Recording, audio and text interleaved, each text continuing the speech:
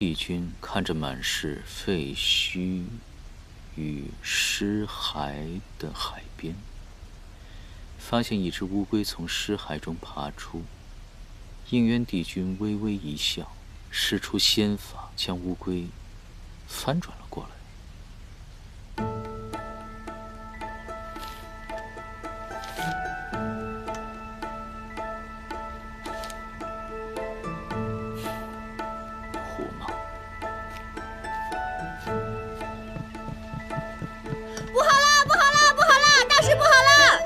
颜淡，近之一劫，你愈发放肆。本君让你进来了吗？何事如此慌张？说实话，我也不知道为什么慌张，只是外面的仙士都如临大敌，慌乱如麻。是陆景让我跑进来告诉你，说是什么火德元帅来了。他是什么人啊？火德怎么来了？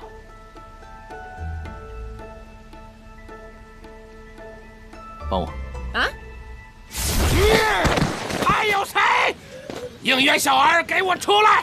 昔日亲口承诺，只要是本帅打赢了，便将自铸的兵书双手奉上。上次平乱，本帅发挥失常，略出一筹。今日重新比过，大丈夫言而有信。谁要是躲在屋子里装聋作哑，谁就是胆小怕事的懦夫。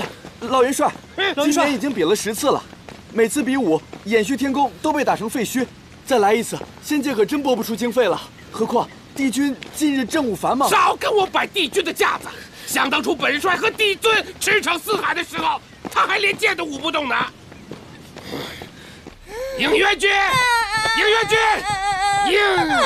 帝君，帝君，你醒醒啊！你怎么这样了呢？为了几个奸细，几天几夜不眠，而如今又为了兵房之事，往返于天机阁和练兵场之间啊！你年纪轻轻的，怎么就病倒了呢？虽然病在年深，可却伤在河宫仙士所有人的心呀！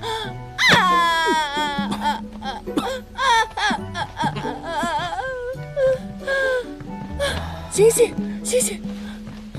火德元帅，元帅，许久不见，风采依旧啊。只是本君抱病在身，无法起身相迎。应元君向来身体健壮，怎么那么巧突然病了？回火德元帅，天一说是操劳过度，又邪风入体，若不好好休养的话，恐怕要伤到元神了。何时能好啊？10天半个月。那是不可能的。天一说了，操劳、体虚、易累，伤及根本，这一切10天半个月是不可能好的，最起码要1年半载。应元君何时身边多了一个这么聪明忠心的小仙士，口舌还如此伶俐呀？这是新来的小仙，行事比较鲁莽，望元帅不要见怪。既然应元君身体抱恙，看来比武之事暂且只能放一放。谢元帅，待本君好了之后，必登门赴约。哼！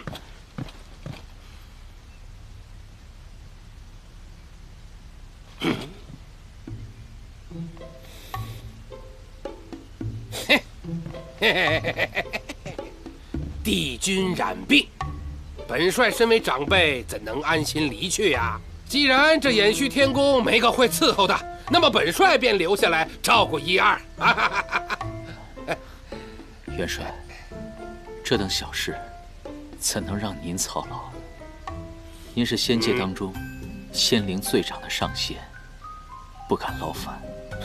应元君无需见外，自古以来便有中仆挽肉救主，尝遍遍及的佳话。既然这小仙士如此忠心，想必不会推辞吧？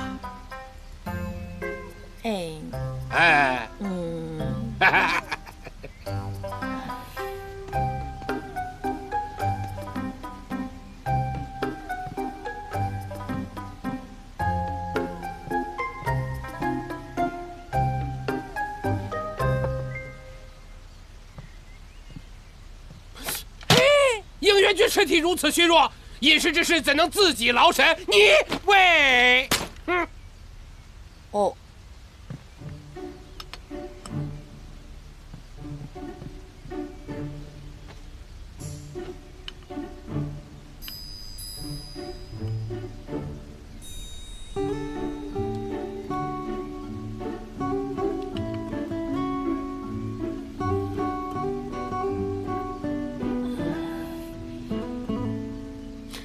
这是本帅的秘方，虽然苦了点、咸了点、臭了点，但专治风邪。应元君如果不愿意喝，想必是这小仙士伺候的不周。来人呐！不必了，喝。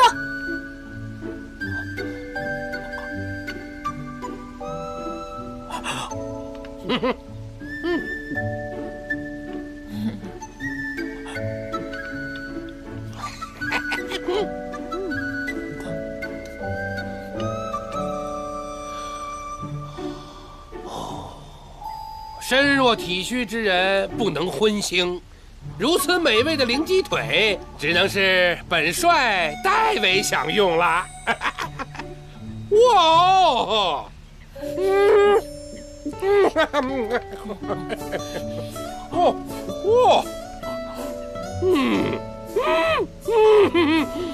对，不能荤腥。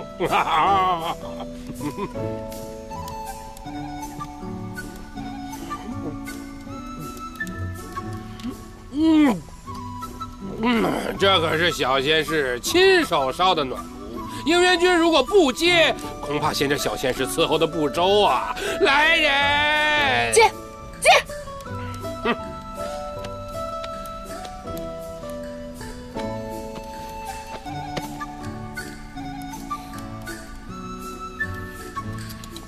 真是主仆情深呐！这身弱体虚之人最怕受凉，我再叫青云烧个10个大火盆过来。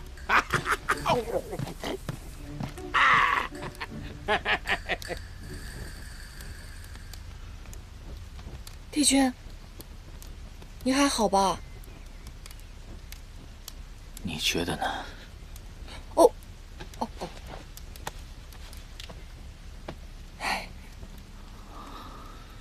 帝君，要不然您就把兵书给他吧。这老头现在天天想让我割肉给您治病呢。不可能。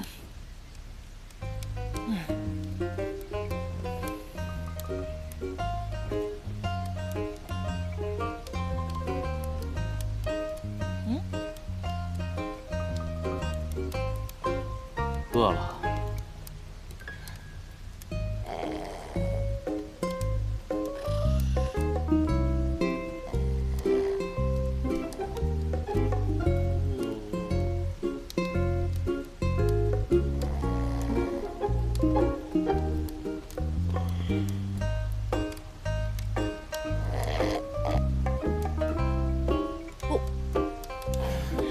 抱歉啊。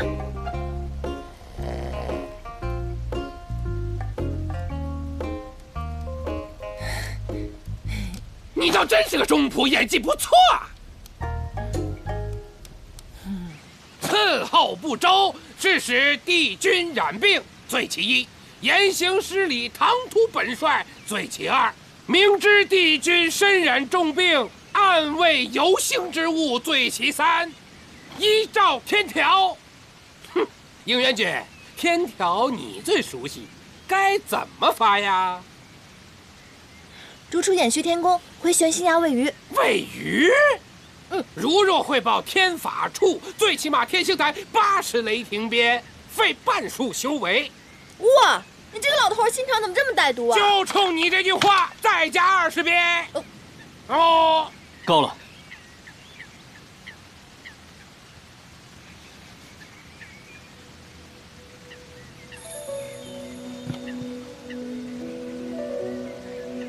此书本君苦心编撰1000年，还有最后一章尚未完成，因爱惜物件，所以才不愿借出世人。元帅与我比武数10次，想必是求学若渴。此书万望爱惜。本本帅问你借书，那是看得起你。帝尊见了本帅，亦是尊老敬老。哼，本帅凭什么接受你的指点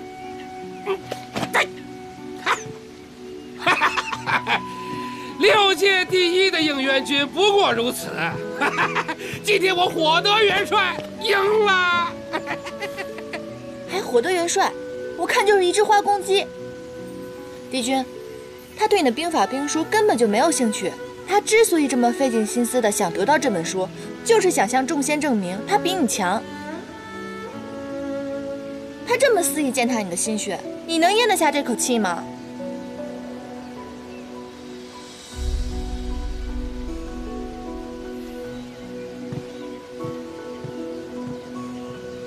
若非彼事，私自对神仙动物视作有言暗害，触犯天条。火德是天庭里资历最老的神仙，连帝尊亦对他无可奈何。帝君向来守规严苛，这气啊，咬碎了牙也只能咽下。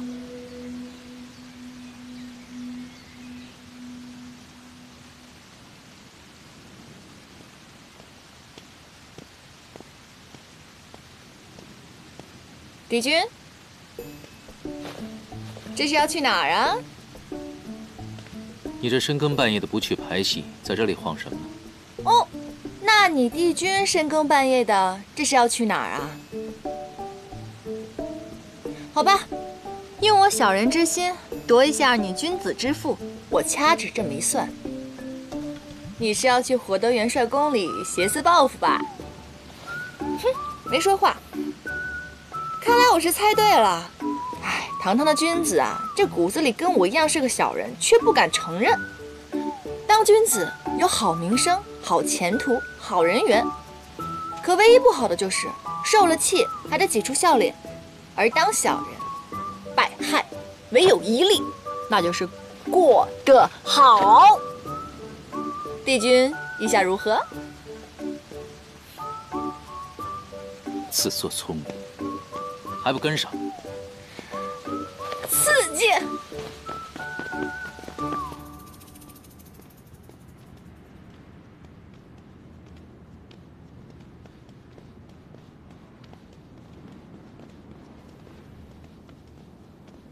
应元帝君，火德元帅已经睡下了。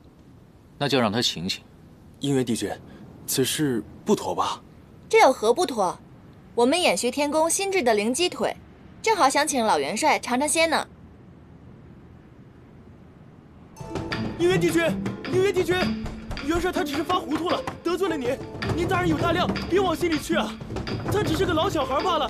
应元帝君，帝君，应元帝君，应元帝君。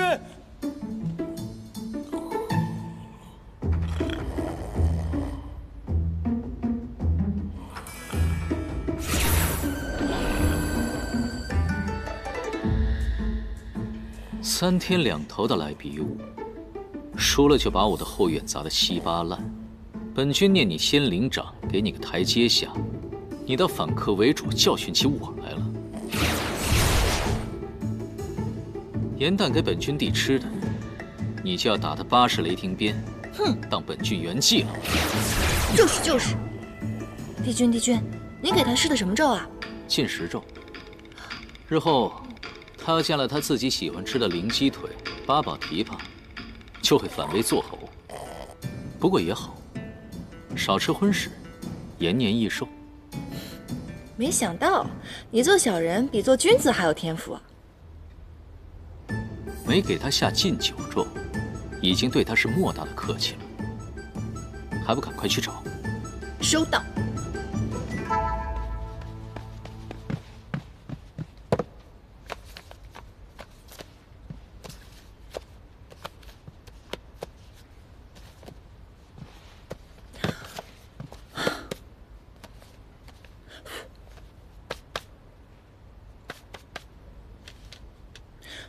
这不是方归君和我一起破的玲珑棋局吗？原来这兵书是以棋局为喻，暗合兵法。不对，这兵书毁了，那我这些天吃的苦不就白吃了吗？找到了，那就走吧。等一下。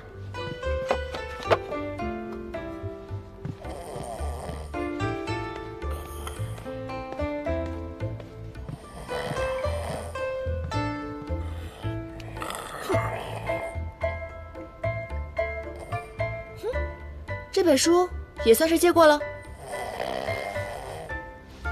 走吧。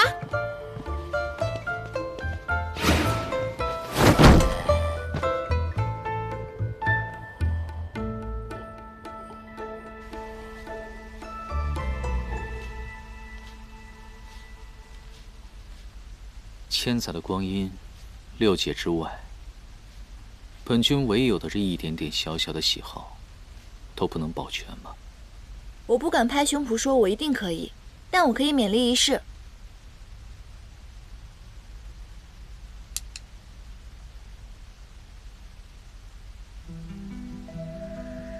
你竟然能记得？当小仙的本分嘛。若兵书能卖的话，要55分成。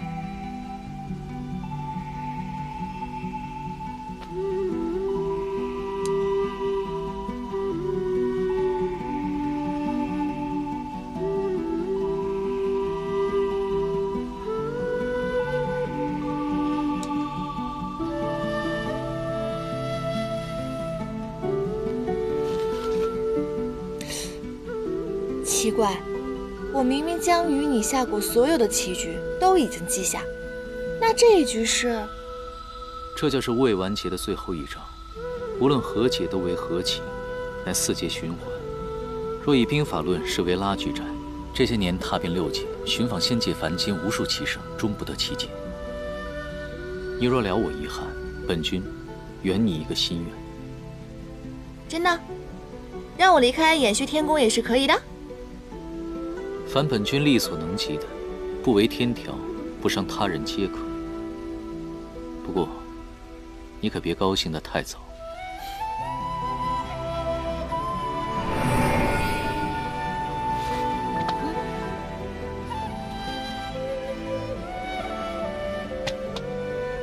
这看似白子是占优势，可若贸然消劫的话，便会自损16子。如若白子不自损，那么黑子也无法攻出。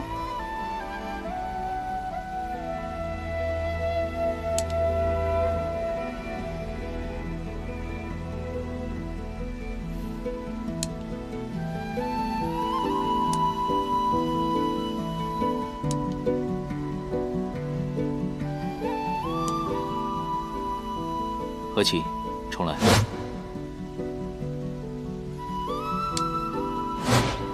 再来。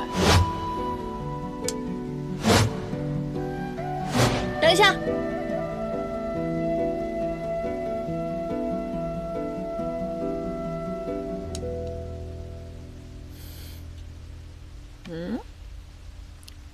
一子半指茶，白棋胜了。我赢了。本君说到做到。既然答应过你的事情，就让你回玄心崖。回玄心崖？刚才不是你自己说的吗？只要你力所能及的事情都能做到。还以为你的决心有多坚决呢。帝君的允诺也很值钱的。你可以多考虑几日。本君门下无徒，法器众多。我已经考虑好了。之前我陪你看过一次星星，你也陪我看一次星星吧。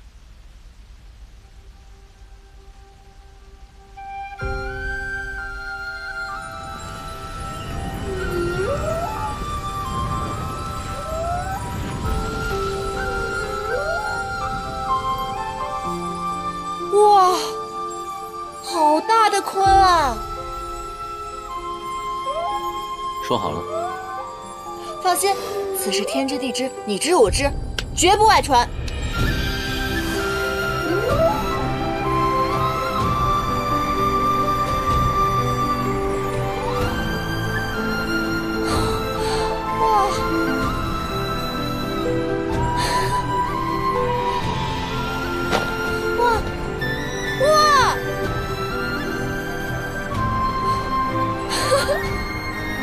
这边也有啊！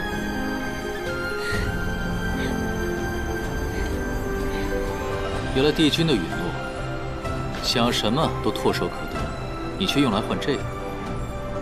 你若勤勉修习，日后便可参加晋升贺典，也就不用这样偷偷摸摸的。我找对了靠山，一样可以看到美景啊，而且还是独一份的，这多划算。那你可要报警了。你要干嘛？你别乱来啊！现在可就由不得你了。你这小人，家属都不跟我说一声。手。谁想抱你啊？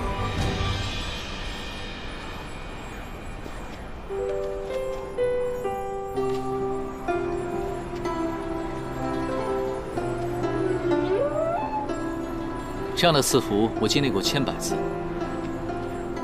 直到今日，才知美景更胜银河。一点点仙力，就可以让人如此快乐。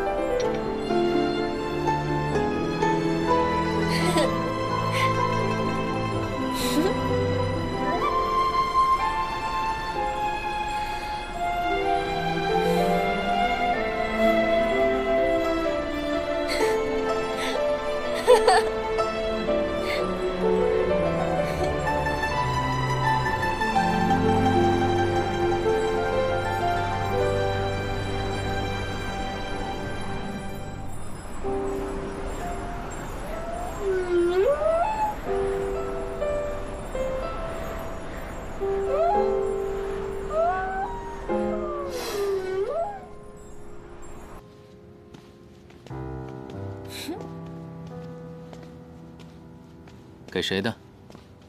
秘密。秘密？屁是没有见过赐福的微末小仙。你干嘛？你还给我！你干嘛？还给我！本君可提醒你，修仙之人不可有情。你这人心眼怎么这么龌龊？这是给芷溪的。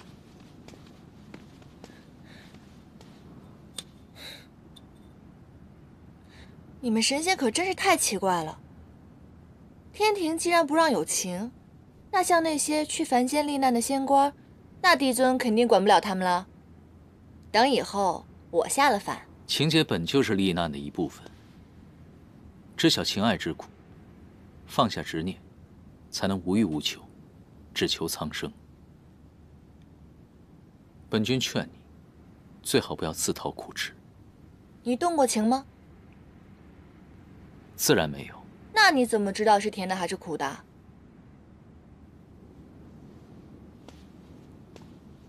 哼！深夜擅闯天机阁，是何宫何殿所派，所为何事？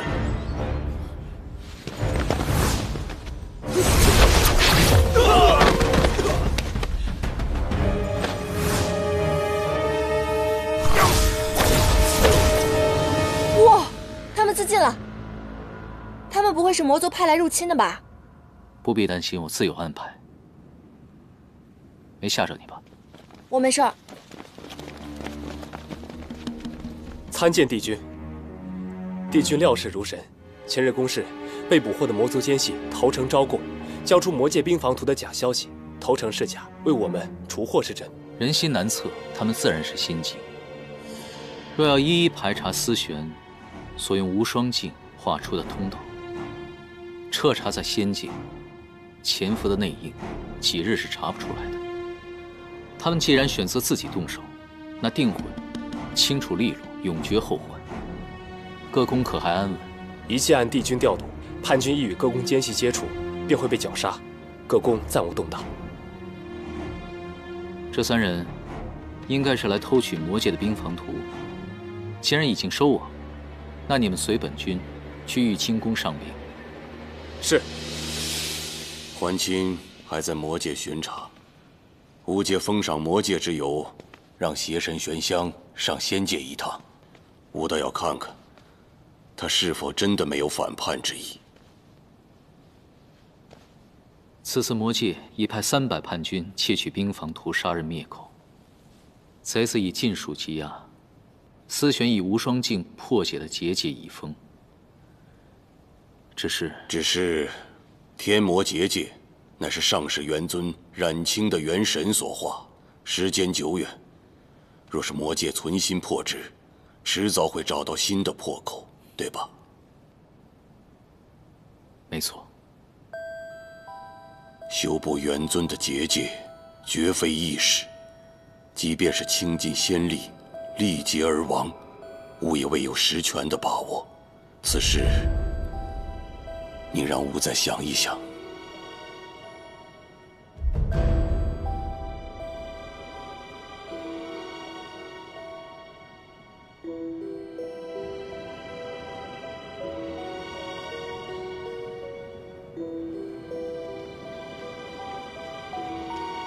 结界之事解决之前，你将天兵天将调整至临战状态，一定要防患于未然，防止魔族的进攻。应元君，这仙界的上仙之，这是何人？严旦。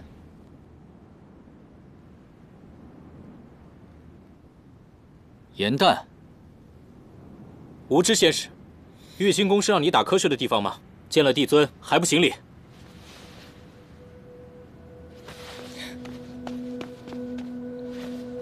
拜见帝尊，小仙是掩虚天宫的仙使，名叫严旦。严旦，是你赐名的那株四叶汉丹？啊，是的，帝尊。他如今在掩虚天宫服侍，上次因抓捕魔族奸细有功。今日降服魔族奸细时，他亦在侧，因而天兵将他带来了玉清宫，已被帝尊问话。严旦，处在这里做什么？还不回宫？哦，好的，好的。严旦祝帝尊一生平安，天寿未央。严旦告退。站住！你有功啊。为什么要急着走？吾要赏你。不过，此时到了仙界宵禁时分了吧？应元君出入天机阁是要处理兵事，你呢？一个低阶仙使，为什么要去天机阁？小仙。应元君，吾记得你的仙士甚少，只有青云和陆景吧？此女化为人身之时，你救过她一命，现在又在你的掩虚天宫伺候，倒是有些机缘。如此趣事，怎么不跟吾说一说？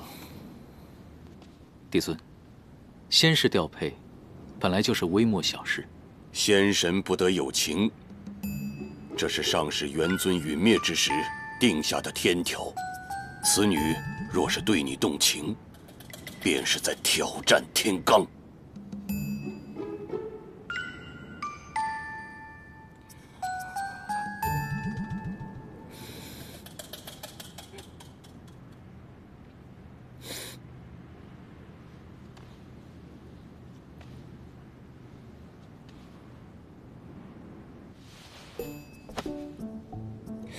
帝尊，请您为小仙做主。为了应元帝君的清誉，请您将小仙逐出掩虚天宫，也算救小仙一命。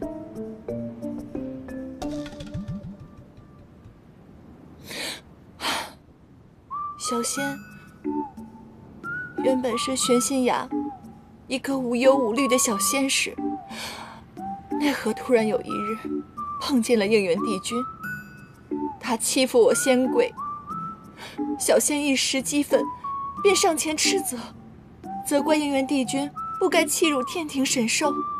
奈何应元帝君堂堂的一个帝君啊，如此心胸狭隘，为了掩盖自己的罪行，便把小仙调入了掩虚天宫，开始实施疯狂的报复。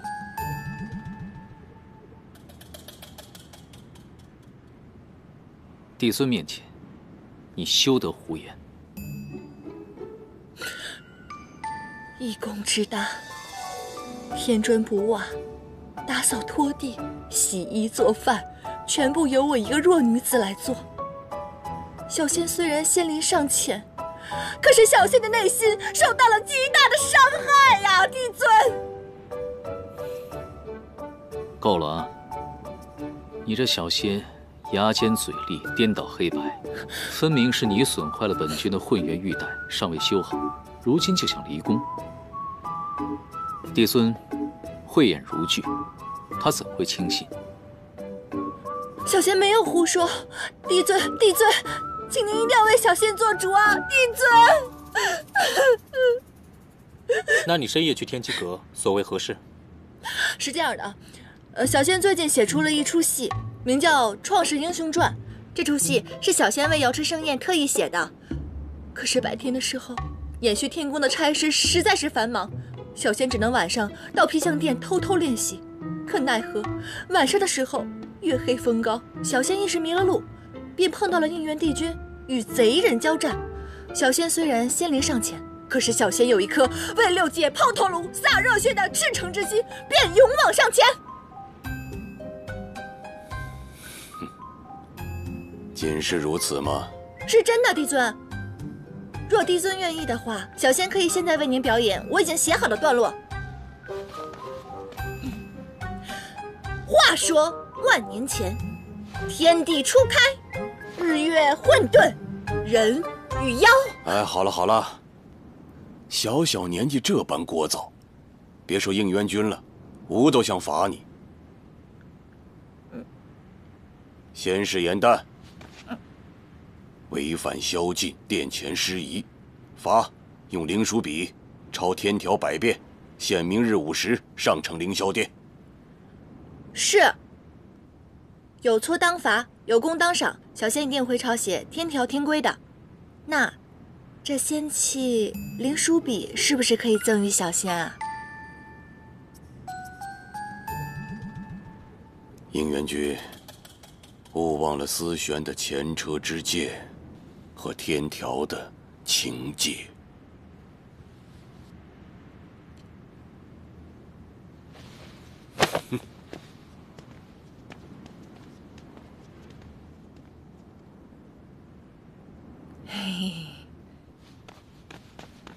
实属无奈，为了证明你我二人纯洁的关系，只好出此下策了。刚刚帝尊说的思玄，不是妙法阁的前掌事吗？你跟他什么关系啊？他现在人在哪儿呢？说来听听嘛。值不值得，帝君日后便知。情有心伤，帝君难道无心吗？帝君想什么呢？说来听听，分享一下。回宫。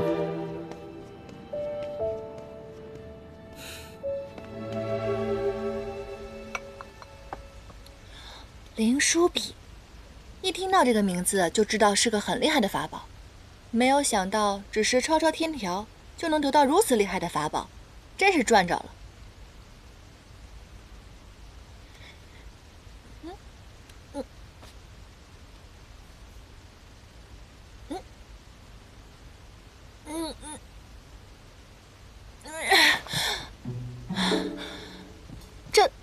这笔怎么回事儿？心眼杂了吧？这个灵书笔重达1000斤，无法靠仙力御物抄写，只能用苦力了。不到10夜，你这胳膊就报废了。好歹也是堂堂6界的帝尊，怎么心思如此歹毒？燕丹，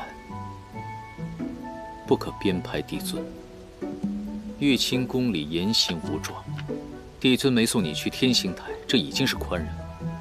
哎，我看你现在是过河拆桥，狼心狗肺，难道你没有看出来吗？帝尊也看出来了，我们两个暗通款曲。要不是我演技好，我们两个现在已经在天星台等着受罚了。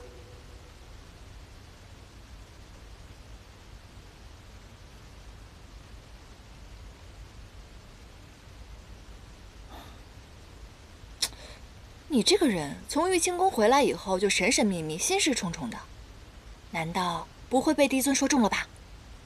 你犯了情戒。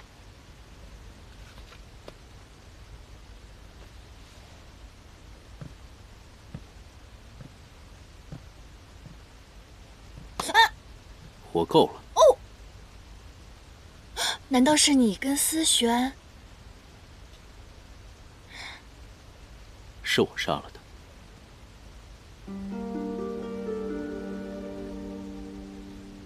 你为什么？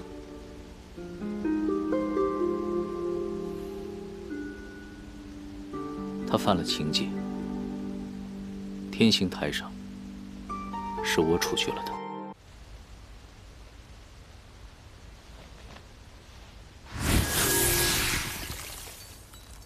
冰锥刺骨入髓，反复无休，极寒刻骨，痛若凌迟，至死方歇。思璇在妙法阁当差数千年，多少上仙的法器都是出自他的手。他对再卑微的仙士都是柔声细语，关怀倍加。他受的这一些苦刑，皆是因为动了情。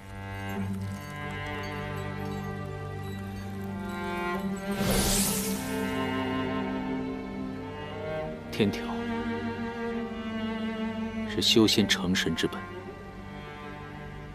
不容例外，也不容打破。无论是人还是神，都会有七情六欲，可天庭的规定不让神仙动情，这就违背了天性。我问你，如果有一天我动了情，可是我没有伤害任何人，我也没有做错任何事情，你会杀了我吗？应渊，从今往后，定要以你的母亲为戒，谁若犯戒，你也要亲手处置，这是你的职责，也是你的罪孽。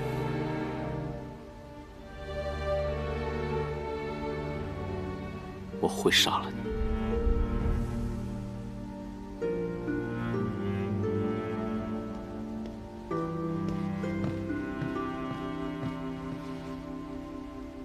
帝君，天兵处众将皆已到齐，正在院中等候。100遍，一个字也不能少。美军各拨出2支精干小队，轮班交替，于仙界各个要害之处防守巡逻，严查死守。天机阁天兵处如有进出者，除帝尊与4帝君外，都需要严格的盘查。如今情势微妙。小仙不得不问句不吉利的话：如若魔界率兵来袭，共同攻打东南西北4大天门，各军正值小队换班之期，是否会打乱我军阵脚？无妨。本军的兵书当中，讨论最多的就是多战场拉锯战，正好能解此顾虑。4节循环，这棋局又称长生劫。听闻帝君带着此局上下求索近千年无人可解，不知是哪位上仙竟将此局给破了。有朝一日，他要是获封上仙了，那仙界岂不是聒噪极了？这棋局，正如这棋面所示，看似巡逻防守的小队是贤妻废子，实则乃是成败的关键所在。你说这破局者究竟是何人，竟如此高明？是啊。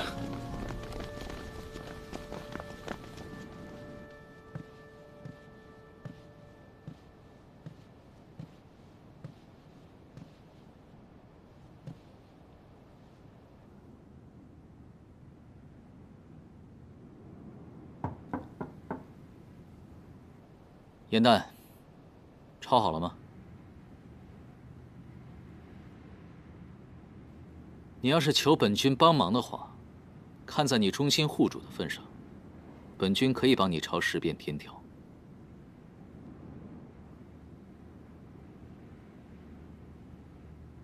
方才我不是那个意思，只是让你谨守天条，莫做出离经叛道之事。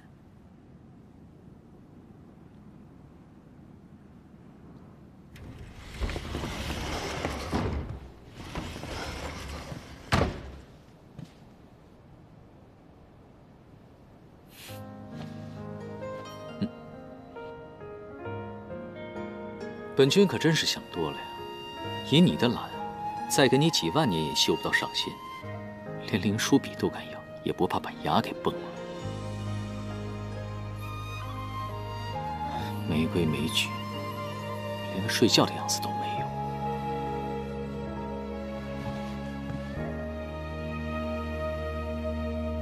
做一粒通宵八荒的心，碧落无趣到流泪的人间去，却以为常有四海的月，尘埃如洗，难过欢喜都轻易的忘记。你掠过了青丝缠入指尖，还沉迷于一瞬间花开的时息，偶尔兴起也泛愁绪，温柔捂住了一颗心，情不自禁的分一半出去。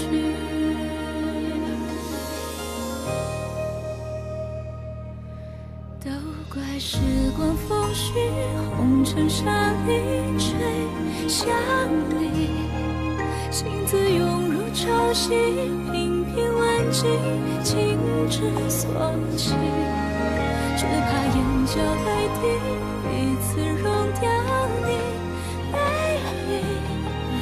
我的痴情，我的誓约，一次看懂万物飘萍，而后轨迹都偏向你。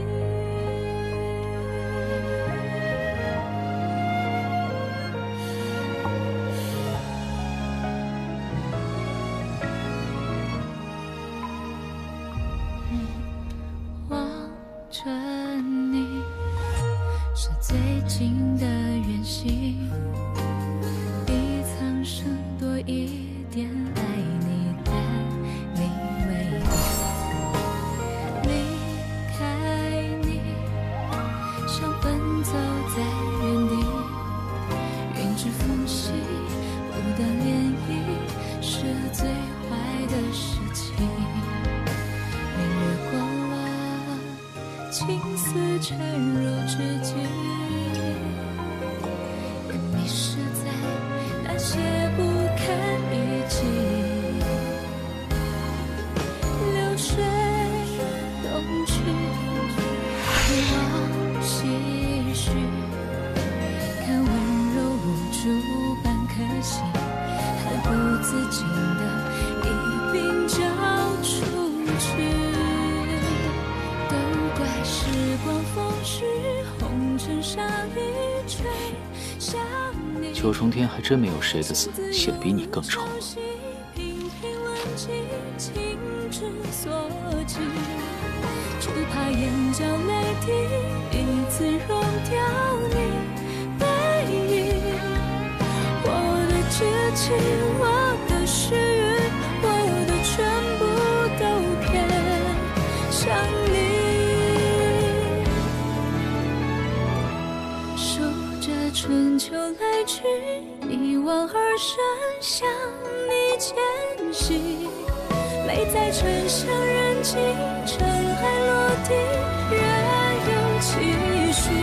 听闻良辰佳句，两人美景总相依。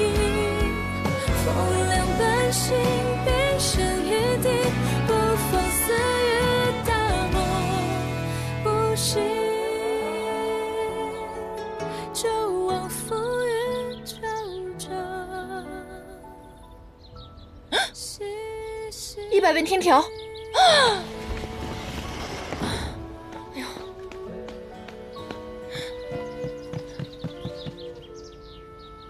啊！啊！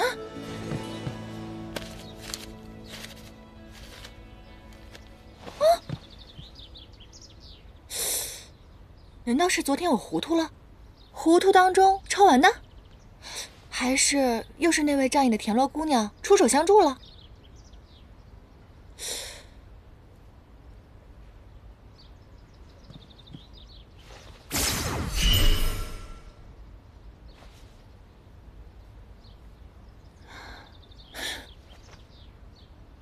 应渊这个小人，都承认小人了，还干这么无聊的事情，没意思。严丹，昨晚的事情对不起啊。我也并不是有意瞒你，是因为这件事情让我知道对不起就不要喝那么多嘛。如今仙界守卫森严，如果你万一酒后失态，被当成了魔族奸佞，抓到天刑台上，不知道抽多少鞭子。哦。算了，反正昨天我也喝多了，你跟我说的事情我都不记得了。真的？有一点你不许耍赖。什么事？不管你以前经历了什么，以后经历了什么，既然你认我这个朋友了，你就要言而有信。从此以后，不许生我的气，不许突然的消失。我可以说狠话，但你不能当真。有困难第一个跟我说，老老实实接受被照顾的命运，懂吗？那你这不是霸王条款吗？不服啊？服，全部同意。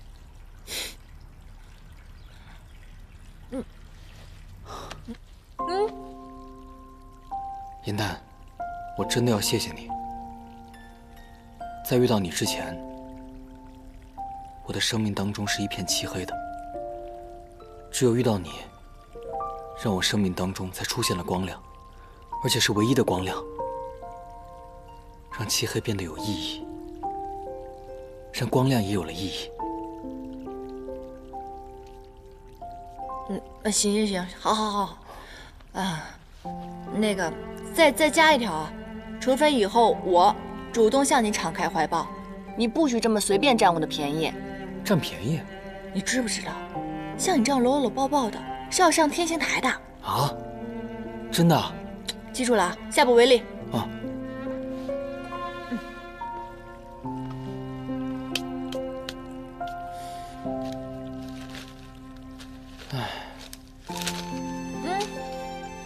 我可是有文人傲骨的，无论这次你有什么意见，我都不会改了啊。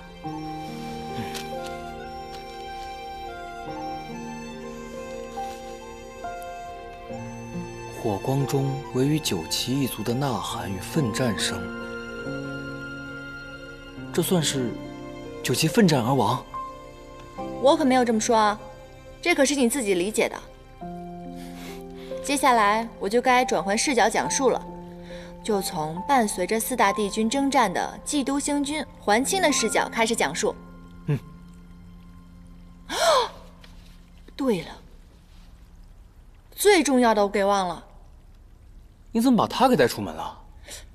他现在叛逆期，我每次回去的时候都看见他疯狂地往窗外爬，我都不知道他怎么了，饭也不吃，针也不给扎的。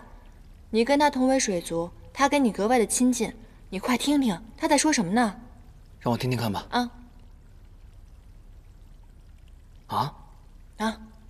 他说应渊整日到你的房间去翻他，他在仙界一刻也待不下去了，他想要自由，宁愿饿死。这私放仙兽下凡界，这违反天条啊！那怎么办？那就违反天条呗，总不能看着他在我屋子里绝食而亡吧？可你方才说过守卫森严啊。就算守卫森严，只要有掩虚天宫的腰牌，谁敢阻我？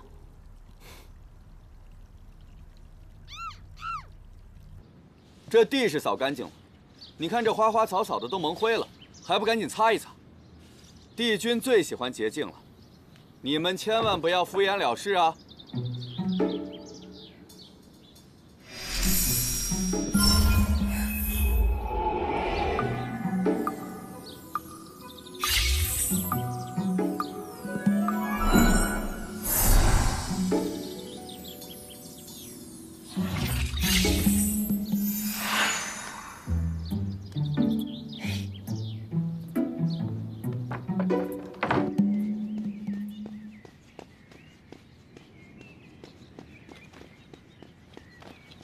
站住！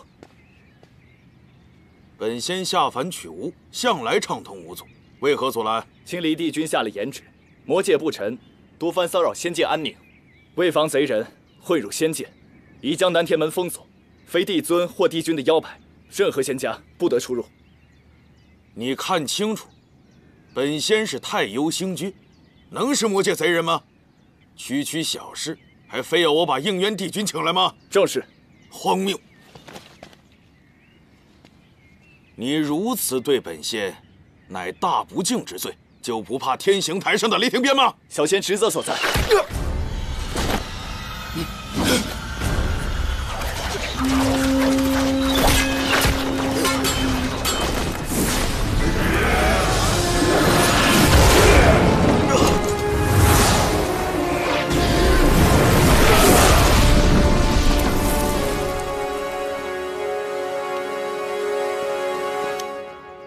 帝君，剑上有信。这帮魔族奸佞简直是胆大包天，罔顾仙界严律。你说他们就不怕帝尊的雷霆之怒吗？自然不怕。邪神玄香已经开始公然造反。帝君，这先锋队兵分两路，一支小队已然闯入，看他们这方向，正是朝掩虚天宫去的。速称帝尊亲允。是，快去。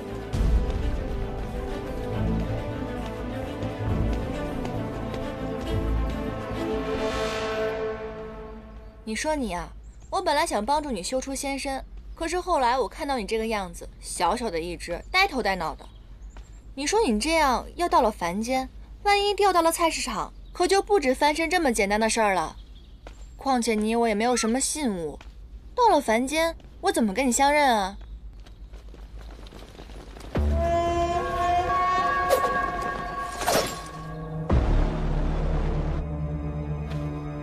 他是应渊宫里的，以他为质，抓住他！是。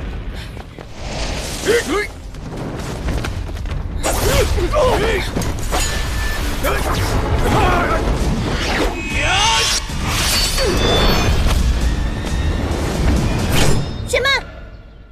这位魔族小哥，你看是不是有误会啊？我跟那应渊君根本就不熟，你拿我当人质也没什么用嘛。而且我听闻，这个应渊君重新调整了仙界的兵法，若是你此刻强行攻入的话，怕是会掉入陷阱。仙界之北可有埋伏？当然有，从此处到仙界之北，埋伏着数万天兵天将。这位魔族小哥，你要去哪儿啊？是寒月宫啊，还是碧螺殿？不如我带你去吧。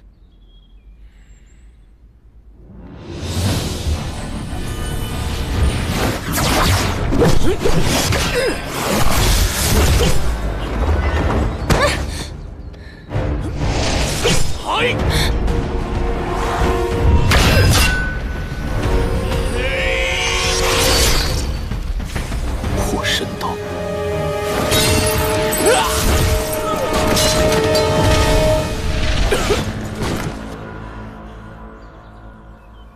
帝君，怎么样？没事吧？我没事儿。破神刀是朔华长老的法器，乃魔界至坚，可劈山破海。想不到此物就伤不了你。你是朔华的爱将拓风，必是受了重托而来。说吧，本君不杀手下败将。我魔族大计，待你死之日便知。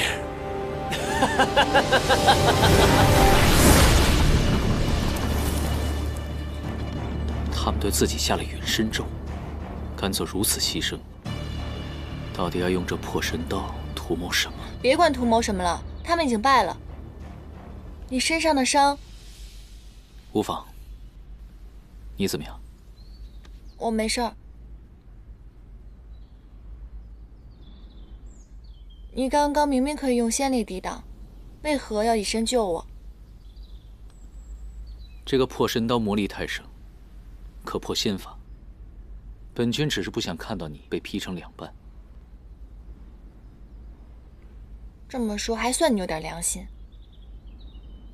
你要不要去天医馆看看？万一那刀上有毒，可怎么办？过早。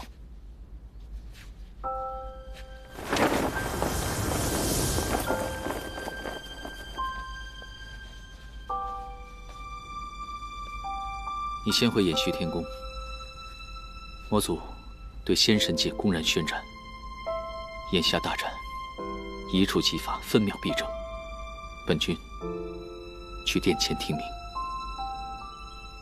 嗯。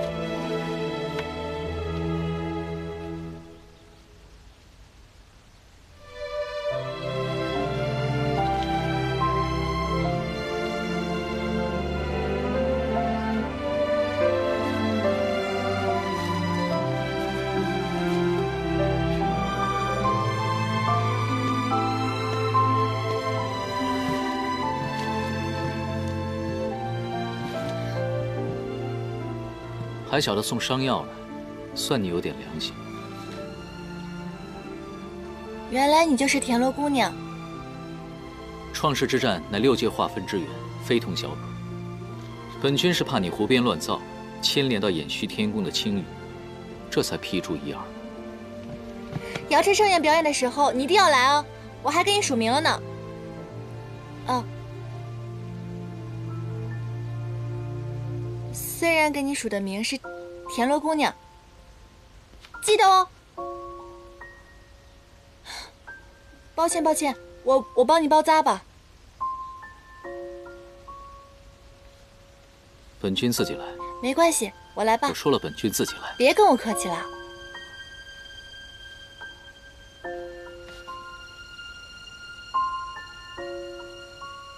一定很疼吧？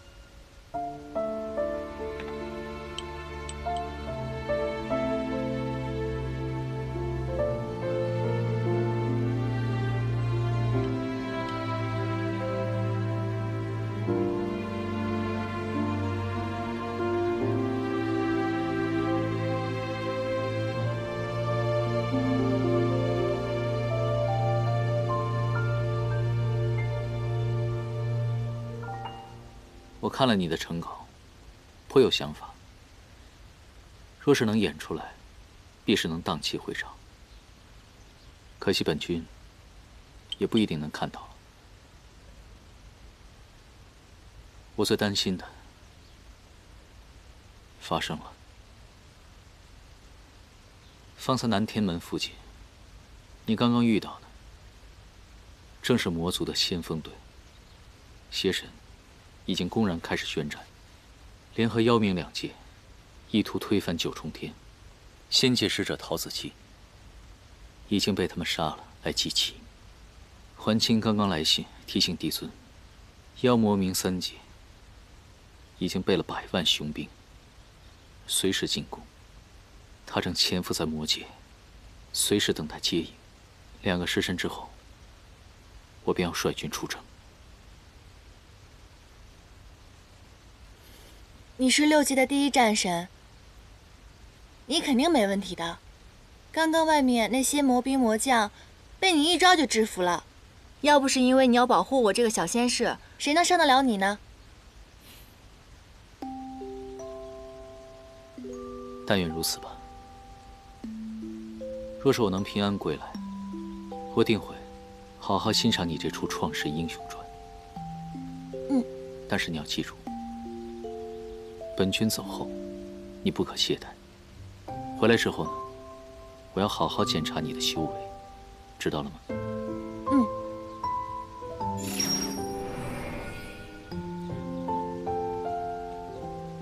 你不是爱自由吗？本君下凡之后就没人管着你了，到时候你就可以少吃一点苦，偷一点懒，活得更舒坦了，对吧？那你有没有查到那些魔兵带着朔华长老的法旗上天，到底是为什么？他们挟持你的时候，透露过所行的目的吗？我就记得他们要去仙界的北面，可是具体的位置我没有套出来。仙界北面，既无神器仙药，也并没有藏兵部署，甚至连仙兽法籍都没有。去做什么呢？破神刀也破不了结界。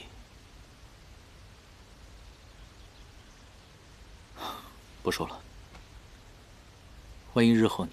没有万一，你那么厉害，一定没问题的。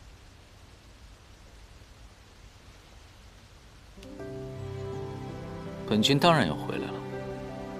我说的万一，是你一定要记住，日后再遇到这样的危险，千万不要以身犯险。这把破神刀利器极重，若是挨上一刀的话，那便会仙灵俱碎。记住了吗？本君守护六界本来就是责任，你只要保护好自己。还挺有自信的。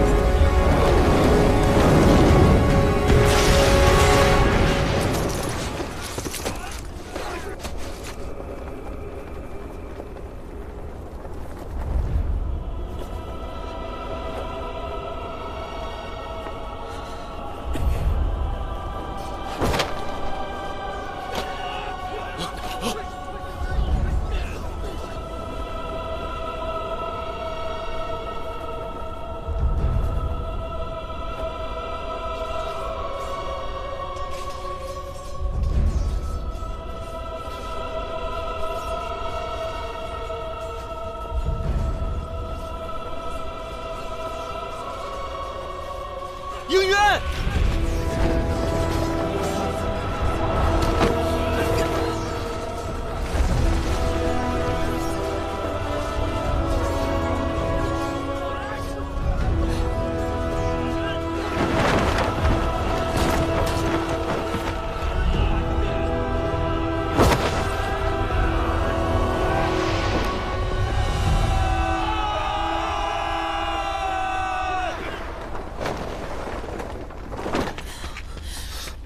应渊，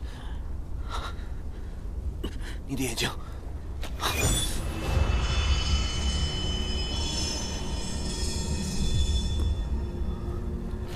我没事。是我冲动了，没想到这九尾蛇，在万魔之眼的加持下，毒性会这么强。一旦接触，必定会渗入肺腑，必须立刻送往天医馆疗伤。不可，我是统帅，如今帝旨一事悬香在逃，我怎么能走？可是，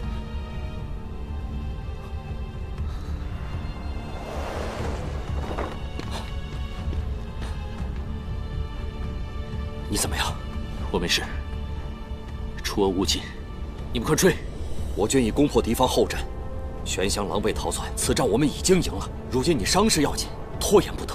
是啊，应渊，我会派人立刻送你回天庭的。别废话了，战事要紧，快追去！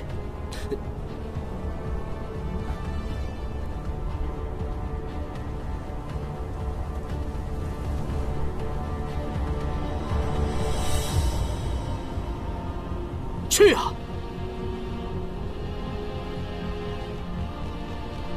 好。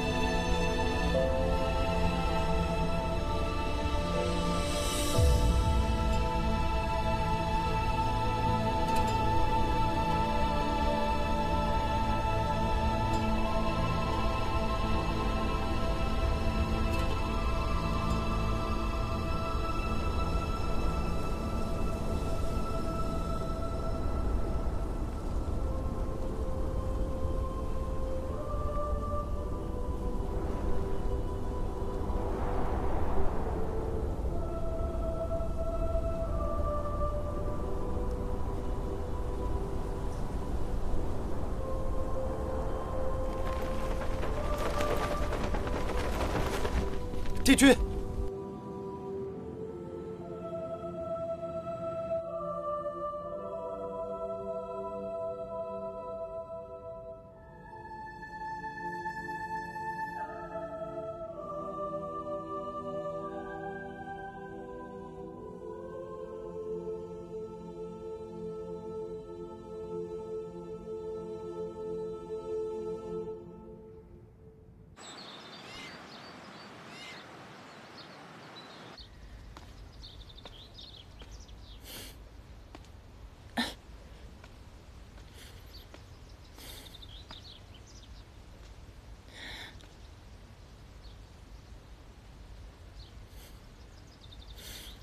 好，我知道了。这回给我带了什么好吃的？你来偃虚天宫当差也有段时日了，如今又在战事，怎么还如此好吃懒做，不思进取？只惜副长是此次前来，是因仙魔之战急需法器疗伤。你平日时常跟随在帝君身侧，应该熟悉法器的存放，便由你来指引吧。嗯，好的。算了，知道你贵人多忘事。虽然你没有给我准备吃的，我给你准备惊喜了呢。你好久都没来看我，这份惊喜都要蒙尘了。我是你姐姐，也是妙法阁的副掌事。我想要什么东西，会凭自己的能力拿到。一炷香之后，伤兵就要送到天医馆了，快些把正事办了吧。好的。对不起，对不起，我不知道是这么性命攸关的事情。那我现在带你去寻法器，走。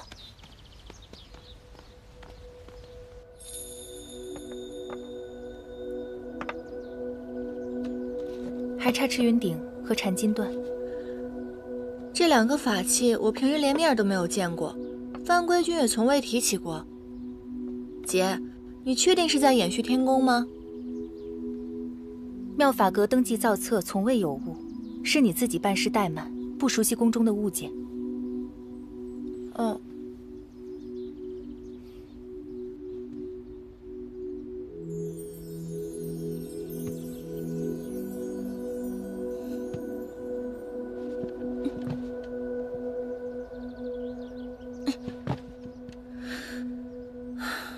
失去了一半根茎，果然元气大损，修为丧失近半，这气力也减损不少。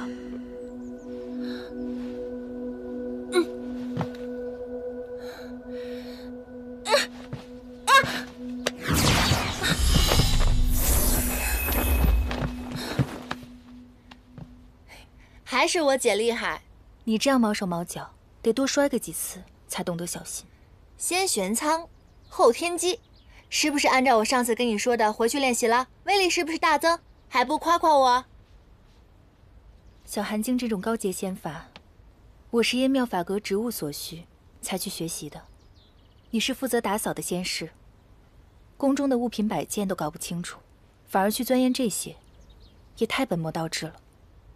没有了，我只是在抄那个仙法的时候，我觉得里面有刊物。帝君让你去抄录典籍，不是让你去偷学的。仙界上下有序，理应各司其职，否则便是僭越。创世之战中，帝尊为救活上古彝族血鹰，以新月刃剜肉喂鹰，血鹰一族得以保存，而帝尊却留下了永不愈合的剜月形伤痕。他们的所作所为，你能做到吗？大战之中，你能活得如此安逸，是因为有上神以自己的血肉守护着仙界的和平。开战以来，我向战场上输送法器和丹药，未有一刻停歇过。而你还像往常一样好吃懒做，连自己的分内之事都做不好。我其实没有偷懒，只是那些法器经久不用，我实在是不熟悉。你不需要和我说这些，你已经长大了，自己该做什么心里清楚。我要带着这些法器回天医馆复命了。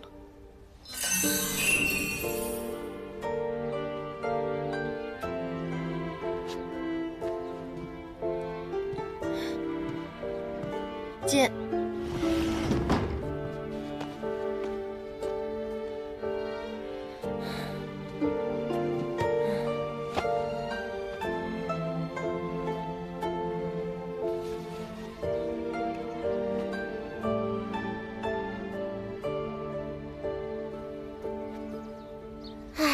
颜淡也真是聪明伶俐，上次从那儿借的典籍我怎么都学不会，可是他一学就会。颜淡啊，那当然啦，颜淡比他那个姐姐芷溪强多了。你们少在这议论是非。他是他，我是我，不需要比较。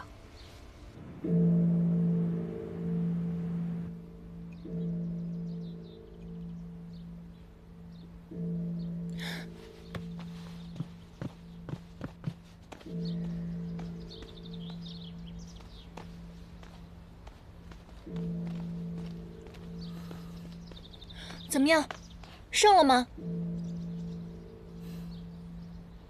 那你们为何这副神情？因为这场胜利代价太大了。创世之战以来，上仙上神之列，从未有过如此惨重的折损。那应元帝君呢？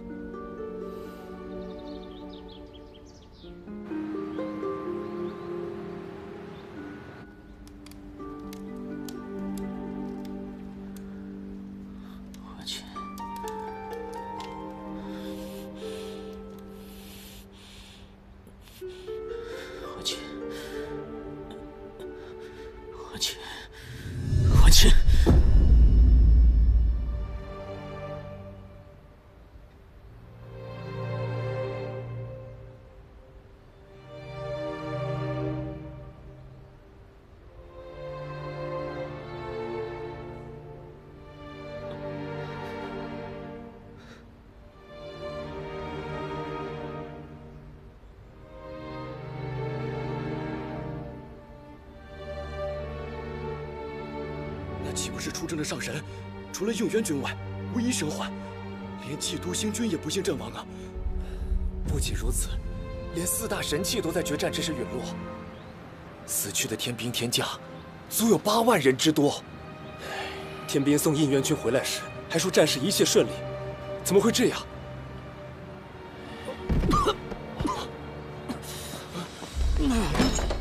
帝君，帝君！3大帝君呐，魂琴他们在哪儿？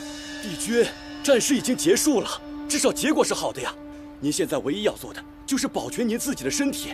您一旦伤心动气的话，这毒性必会扩散的越来越快啊！那我的问题，我离开之前，魔界已经被剿灭，为什么还有那么多的伤亡？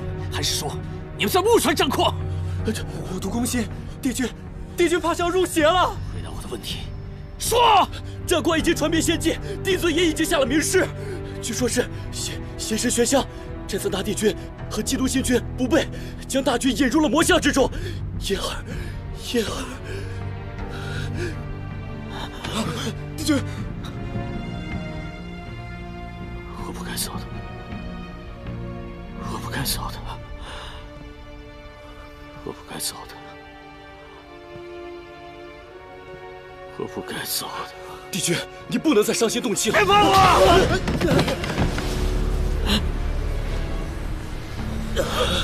帝君病发了，快去禀报帝尊！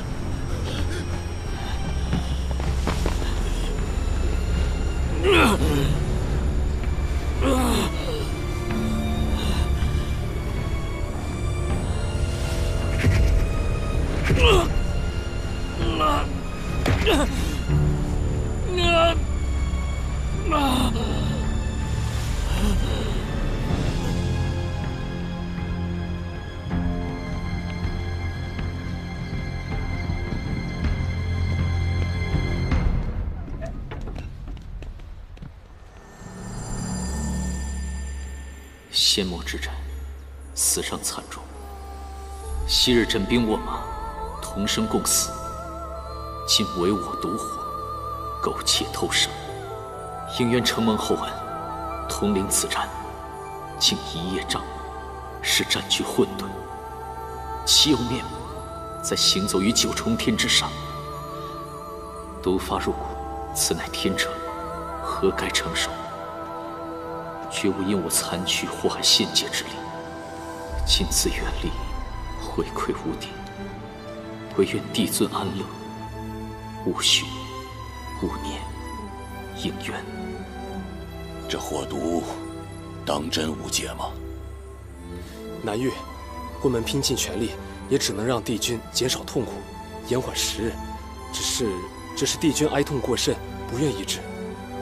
应渊的性子向来坚决，如今悲愤自责，如果强行把他带回，恐怕他会自戕谢罪。可是毕竟胜了，诛仙面前也应有个说法。如若应渊帝君身中火毒之事传出去，只怕各界又生异动。遥知盛宴将至，妖魔冥3界损伤惨重，还需帝尊重拟6界秩序。应渊君伤势已愈，只因太过苛责己身，下界云游，尽兴变反。明白。至于这6界嘛，如今9重天除了吾与应渊之外，上神皆已陨灭，神界如同虚设。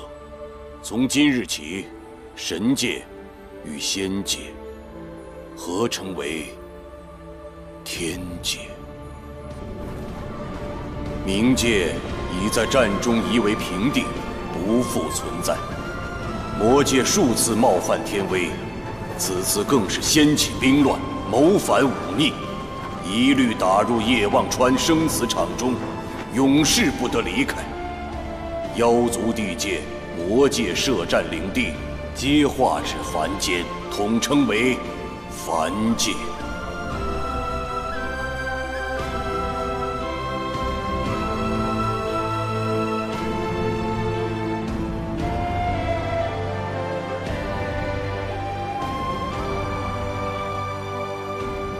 战火纷飞的6界已成过往，从今以后，只有天、凡、魔3界。天界雄威，恩师麾下，一族一界，焉敢不从？